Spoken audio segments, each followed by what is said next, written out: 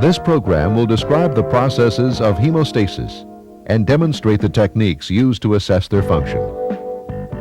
After viewing this program, you should be able to list the steps in hemostasis and describe the techniques used to evaluate their function.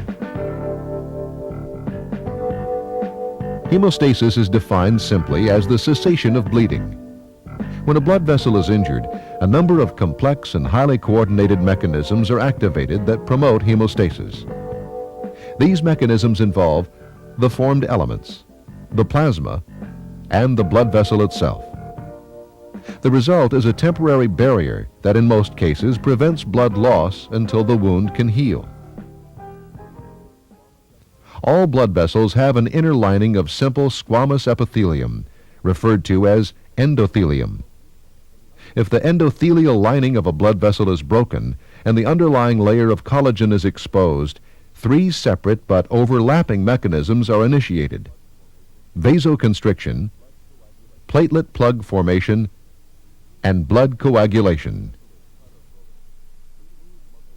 When a blood vessel is cut or broken, the smooth muscles of its walls are stimulated to contract due to a combination of nervous reflexes, myogenic spasms, and the release of vasoconstricting substances from platelets. Through vasoconstriction, small vessels may be completely occluded, and larger vessels may have their diameters reduced as much as 75%.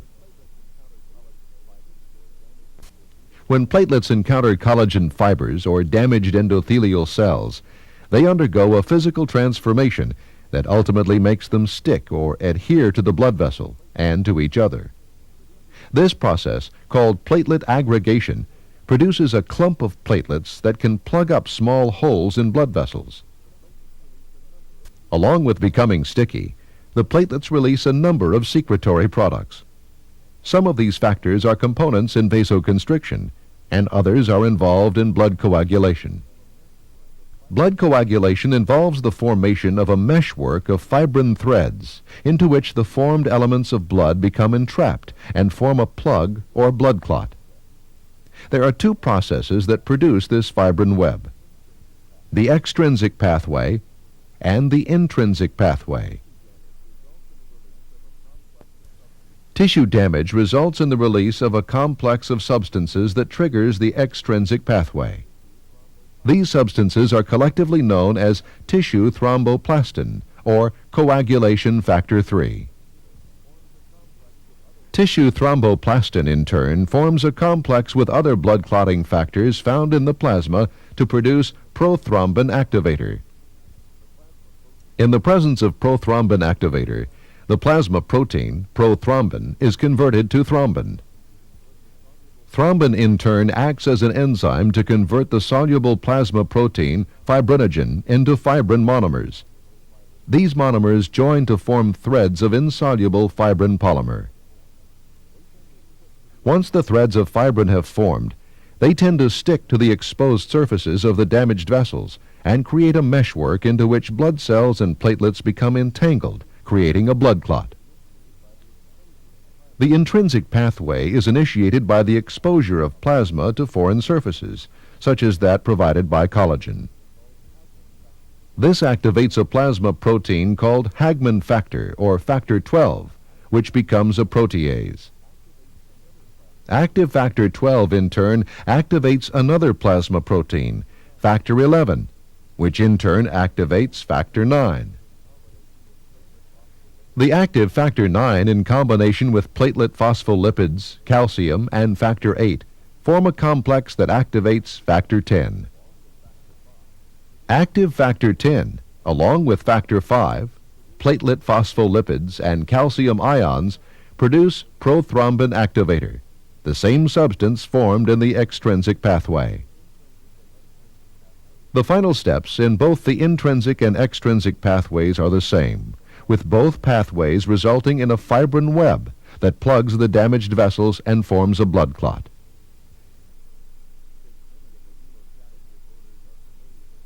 Since many of the hemostatic disorders are familial in nature, much initial information can be obtained from a complete patient history and physical examination.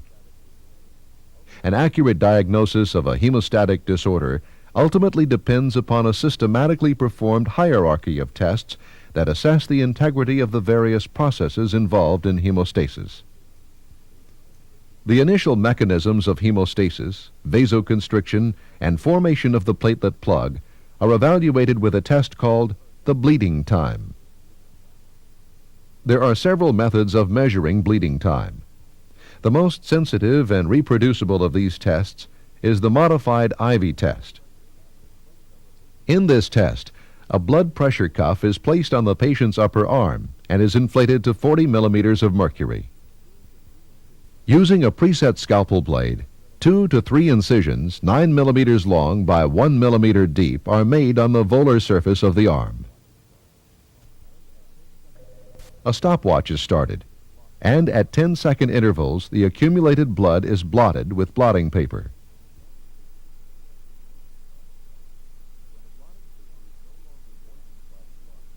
When the blotting paper is no longer moistened by the blood, the stopwatch is stopped, and the elapsed time is recorded as the bleeding time of the patient. In normal patients, the bleeding time is 1 to 9 minutes. A lengthening of the bleeding time indicates a deficiency in the quantity or quality of the platelets. The competency of the coagulation pathway is evaluated using 2 tests. The prothrombin time, also known as the ProTime or PT, which assesses the extrinsic pathway, and the activated partial thromboplastin time, or APTT, which assesses the intrinsic pathway. Slight variations in the quality of the reagents or the conditions of the laboratory can significantly affect the test results. Therefore, the results of the patient's blood tests are always compared to the results from tests performed on standards for that laboratory for that day. It is the difference between the patient's values and the standard values that is significant, not the absolute value of the test. Both prothrombin time and the activated partial thromboplastin time are measured using a fibrometer. This device consists of a warming block, a timer, an automatic pipetter, and a clot sensing device.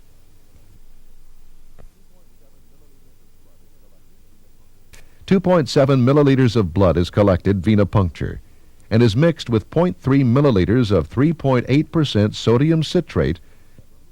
Sodium citrate is a chelating agent that removes calcium from the blood and prevents the blood from coagulating until the procedure can be performed. The blood is then centrifuged, and the plasma portion of the sample is used in the testing procedures.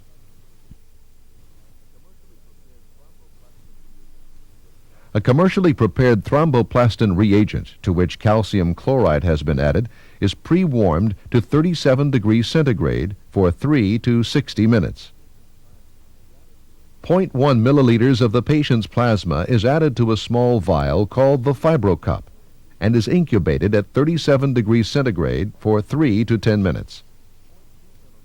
Following the incubation period, 0.2 milliliters of the pre-warmed thromboplastin reagent is added to the plasma sample. The pipette, which is used to dispense the thromboplastin reagent, is connected to a timer in the fibrometer. Once the pipette discharges its contents, the timer is started. Simultaneously, a sensor drops down into the sample and aids in its mixing. Once a clot is formed, the sensor detects a change in the sample's conductivity and automatically stops the timer. The elapsed time is recorded to the nearest tenth of a second. The normal prothrombin time of 11 to 15 seconds indicates that the factors involved in the extrinsic pathway are functioning normally. A prolonged prothrombin time signifies that there are deficiencies in one or more of the extrinsic factors. A 0.025 molar calcium chloride solution is pre-warmed to 37 degrees centigrade. To the fibrometer cup, 0.1 milliliters of the patient's plasma is added, along with 0.1 milliliters of platelet factor 3 reagent. This reagent contains platelet factor 3 and an inert powder, such as kaolin or sealite. This powder provides a surface on which the factor activation can occur. The plasma and platelet factor 3 mixture is incubated for 5 minutes at 37 degrees centigrade to promote the activation of the clotting factors. At the end of the incubation period, 0.1 milliliters of the pre-warmed calcium chloride solution is dispensed into the cup using the Fibrometer pipette. This starts the timer. As in the prothrombin time, the sensor drops into the sample, aids in its mixing, and detects the formation of a clot.